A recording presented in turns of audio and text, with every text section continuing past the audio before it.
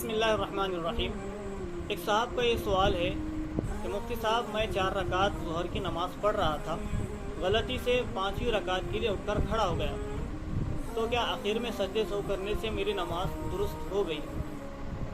यहाँ पर 2 बातें याद रखिए कि अगर आप 4 रकात वाली नमाज़ पढ़ रहे हो और आप गलती से 5वीं रकात के लिए खड़े हो जाते हो, तो 2 चीज़ों का ख्याल रखना आपको ज़रूरी है।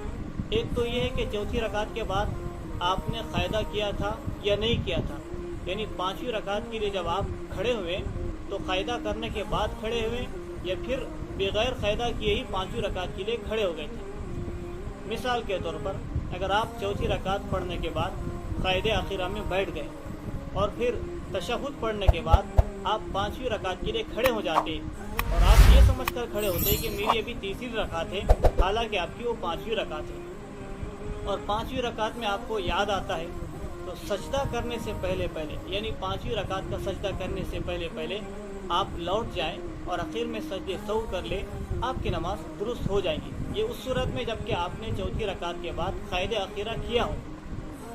और अगर 5वीं रकात का सजदा करने से पहले आपको याद ना आता हो, यानी आपने 5वीं रकात मुकम्मल कर ली, तो आप सजदा करने के बाद अगर आपको याद आता है कि मेरी ये 5 रकात हो गई, तो आपको चाहिए कि आप 6वीं रकात भी मुकम्मल कर लें और 5वीं और 6वीं रकात मुकम्मल होने के बाद आखिर में सजदे सौ करें। आपकी शुरू की 4 रकात फ़र्ज़ अदा हो जाएंगी और आखिर की 2 रकात नफिल हो जाती है। लेकिन ये उस सूरत में जबकि आपने चौथी रकात के बाद क़ायदे आखिरा किया हो। और अगर आपने चौथी रकात के बाद क़ायदे आखिरा ना किया बल्कि सीधे 5वीं रकात के लिए खड़े हो गए, तो आपको अगर 5वीं रकात का सजदा करने से पहले याद आ जाता है कि मैंने ये 5वीं रकात शुरू कर दिया हूँ, तो आपको चाहिए कि सजदा करने से पहले वापस लौट आए और आखिर में सजदे सौ कर ले, नमाज दुरुस्त हो जाती है। लेकिन अगर आपने 5वीं रकात का सजदा भी कर लिया और सजदा करने के बाद अगर आपको याद आता है कि मेरी 5वीं रकात है, तो फिर आपकी इस सूरत में सारी 4 रकातें बल्कि 5 रकातें आपकी बातिल हो गई। आपको असर नौ नमाज दोहराना पड़ेगा।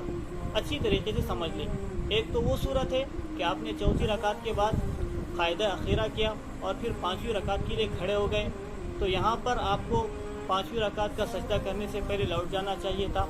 नहीं लौटे तो 6वीं रकात मुकम्मल कर ली। 6वीं रकात मुकम्मल करने के बाद आखिर में आप सजदे सौ कर ले, आपकी नमाज दुरुस्त हो गई। और एक दूसरी सूरत ये है कि आपने चौथी रकात के बाद क़ायदा आखिरा नहीं किया बल्कि 5वीं रकात के लिए खड़े हो गए, तो आपको चाहिए था कि 5वीं रकात का पहला सजदा करने से पहले आप लौट आते और सजदे सौ करके अपनी नमाज को दुरुस्त कर लेते। लेकिन अगर आपने ऐसा नहीं किया, यानी 5वीं रकात का सजदा कर लिया, तो फिर उस सूरत में आपकी 5 रकातें बातिल हो जाती है। आपको दोबारा ज़ोहर की नमाज हो या फिर कोई इशा की या असर की नमाज हो, 4 रकात वाली नमाज को आपको दोहराना पड़ेगा। वल्लाहु आलम बिस्सवाब।